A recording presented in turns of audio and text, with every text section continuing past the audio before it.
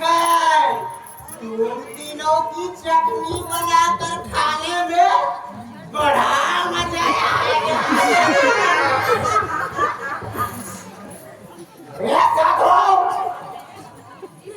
ये दोनों कौन है? इन्हें अपने बदले में देने के लिए ठक्कर यहाँ लाया है। अरे मैं कई देवियों को देख चुकी, अनेकों देवताओं को भी देख चुकी, किंतु इतने सुंदर राजकुमार आज तक नहीं देखे। इस दुष्टा को जब भी खत्म कर दो, तुझे भय पड़ रहा है। ये वाला नील गगन बादर बादर और ये वाला गुलाल आगी आगी।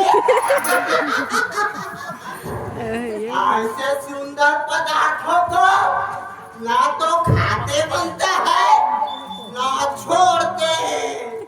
इससे अच्छा यही होगा इन दोनों को फूंक मारकर मामी घर के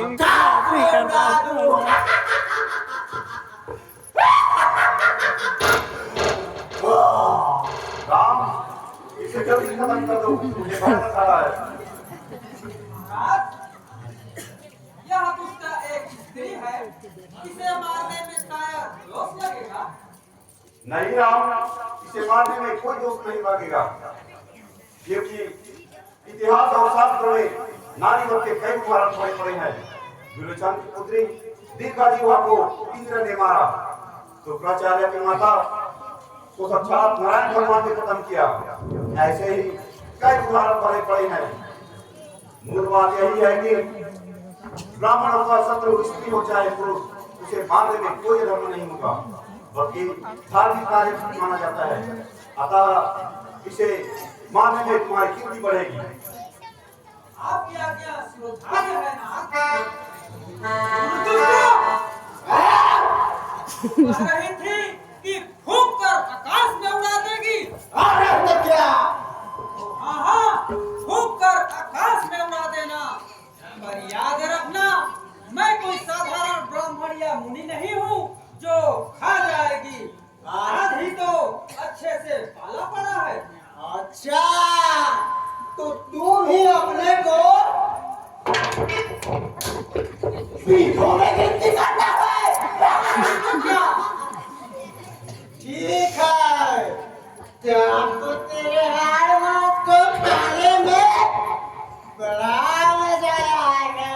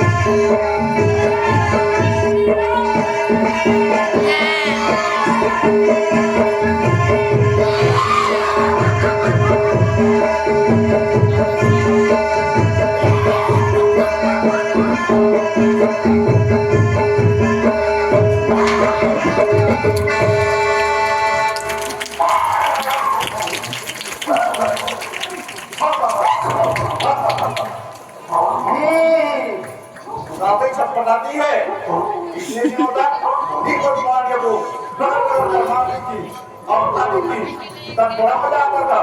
और अब कैसा बन रहा है दूसरा? क्यों बड़ा नहीं है? क्यों बड़ा नहीं है? क्यों बड़ा नहीं है?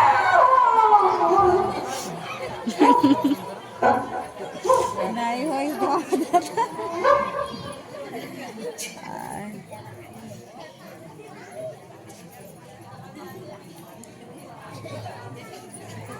पुत्र राम, तुमने आज बहुत परेशान का कार्य कर दिखाया है।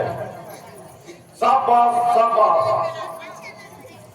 यहाँ से आश्रम नजदीक है, वहीं चलकर पूर्ण विश्राम करोगे। बहुत थक गए होगे।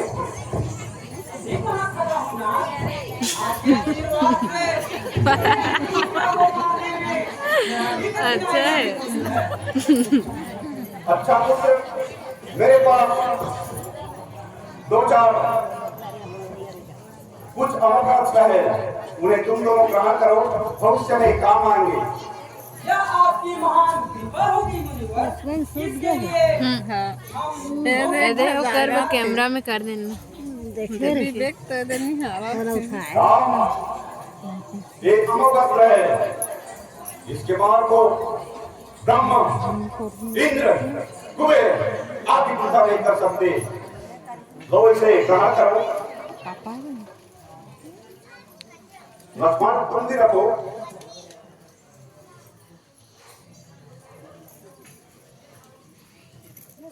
दूसरे अस्त्र ऐसे हैं, जब ये आकाश में छोड़े जाते हैं तब एक रहते हैं, पर पीछे सहस्त्र अस्त्र बन जाते हैं। थोड़ा स्वरूप शत्रु के काम बन जाते हैं। दो इसे ग्रहण करो। लक्ष्मण तुम भी रखो। अब ये तीसरे प्रकार के ऐसे अस्त्र हैं, ये जब आकाश में छोड़े जाते हैं तभी अदृश्य हो जाते हैं, और जब कहीं शत्रुओं को जान आती है तब कहीं मालूम पड़ता है। ये भी रखो। लक्ष्मण तुम भी ग्रहण करो। अच्छा, अब मंत्रों की शिक्षा दे दो। एक मंत्र ऐसा है जिसके स्मरण मात्र से कई वर्षों तक भूख, प्यास, निद्रा नहीं लगती है तथा शरीर हिष्ट पुष्ट, कांतिमय व हरा भरा बना रहता है। दूसरा मंत्र ऐसा है जिसके जपने से शरीर की तमाम पीड़ा तत्काल दूर हो जाती है, बहता हुआ रक्त रुक जाता है तथा अस्त्र शस्त्र का विष बन नहीं पाता एवं अधिक समय तक परिश्रम करने में भी थकावट नहीं लगती। आओ ये मंत्र तुम दोनों को बता दो।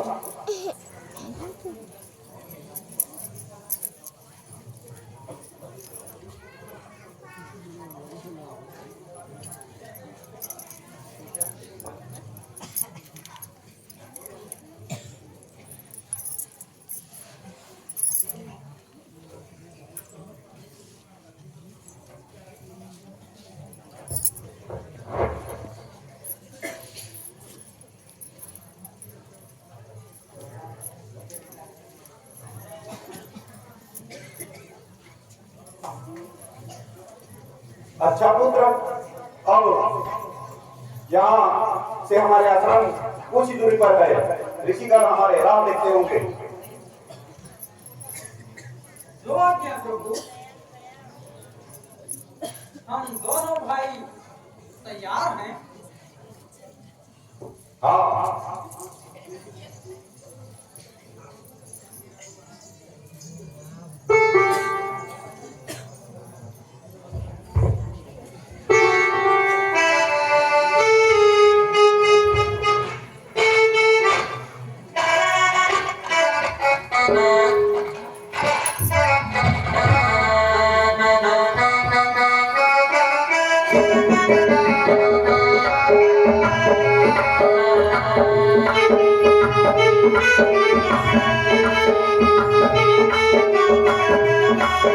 Thank you. Bye.